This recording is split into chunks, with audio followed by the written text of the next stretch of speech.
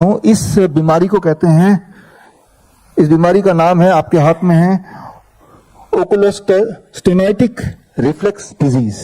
Doctor की इस बीमारी को कहते हैं ओकुलोस्टेनाइटिक रिफ्लेक्स डिजीज, शॉर्ट फॉर्म में बोलते हैं ORS से, कि डॉक्टर इस बीमारी से ग्रस्त है। ये बीमारी कैसी है, इस बीमारी से कैसे ग्रस्त होते हैं, इसका एक उदाहरण देता हूँ। ये उदाहरण इसलिए देना चाहता हूँ, ये आपके साथ, ये बड़ा मॉडल यहाँ पे है, छोटे छोटे मॉडल आपके हाथ में ऑलरेडी है।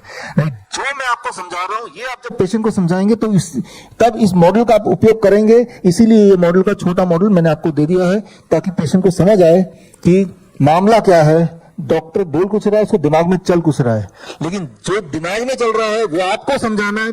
वो समझाने का ये तरीका है। इस तरीके के लिए मान लो मैं 3-4 लोगों को वॉलंटियर करना चाहता हूँ। आप आइए, आप भी आ जाइए। यहाँ पे बहुत से औजार हैं, लाइए। एक औजार उठा लीजिए यहाँ से। बस 4 लोग काफी हैं। बस थैंक यू। एक औजार उठाइए। तो ये मान लीजिए हमारे इंजीनियर है, सारे टीम है। इनको मैंने काम दिया कि ये है, इसको बिना हिलाए इसको निकालना है। अब निकालने के लिए क्या करेंगे? अब जिनके पास जो औजार है उसी औजार से वो कोशिश करेंगे निकल जाए। उनको लगेगा यही औजार से ही निकल सकता है, और कोई तरीका नहीं है, राइट। हथौड़ा वाला वो कहाँ है, किसका हथौड़ा है, और आपके पास क्या है वो लाई।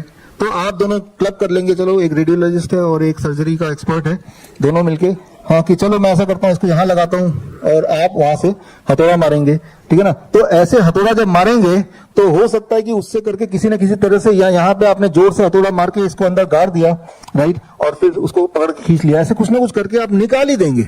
लेकिन उस निकालने के प्रोसेस में ये टूट जाएगा, खराब हो जाएगा।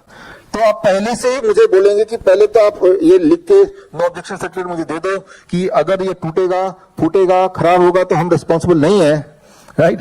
इसी कंडीशन में हम इसको निकालने की कोशिश करेंगे। आप समझ रहे मेरे इशारा कहाँ पे है है ना।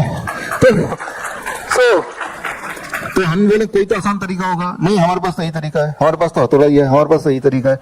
वो ये नहीं बताएंगे कोई आसान तरीका होगा। तो अगर कोई चीज सॉल्व नहीं हो रही है तो ऐसा नहीं कि सॉल्व हो नहीं सकती है, वो ऐसा है कि सॉल्व होने का जो तरीका असली वाला है उसको छुपा लिया गया है।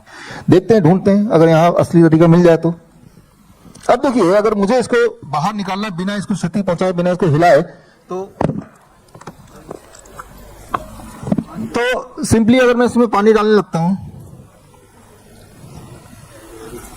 और जैसे जैसे पानी डाला तो आप देख रहे हैं ये ऊपर आ गया। अब इतना ऊपर आ गया कि अब बाकी ऊपर लाने के लिए मैं इसको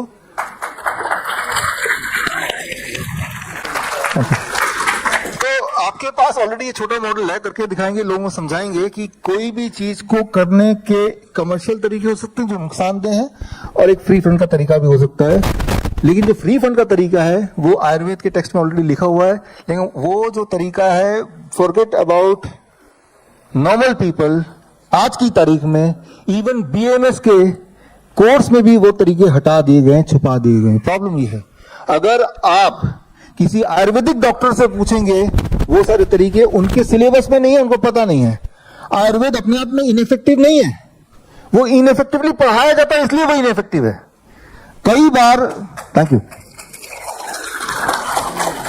लोग बोलते हैं कि अगर आपको चोट लगेगी, अगर आपको एक्सीडेंट होगा, अगर आपका हाथ पे टूट जाएगा, तब तो जाना पड़ेगा ना, हमारे पास आना पड़ेगा। अब करें तो करें क्या, 99% बजट तो एलोपैथी को दिया हुआ है, और 1% से लेस बजट बाकी पूरे सिस्टम को दिया हुआ है। ये तो ठीक उसी तरह से हो गया कि वो जो टायर रखा हुआ है, उसका एग्जाम्पल मैं दोबारा से दोहराता हूं कि अगर सारे के सारे पंचर ठीक करने वाले को गायब कर देंगे, भगाई देंगे, तो जब पंचर होगा, ना चाह के भी तो आपको जाना पड़ेगा ना वहां पे जो बड़ा शोरूम है ना। तो अगर आप बड़े हॉस्पिटल में जाते हैं तो वो इसलिए नहीं जाते कि वो अच्छा सोल्यूशन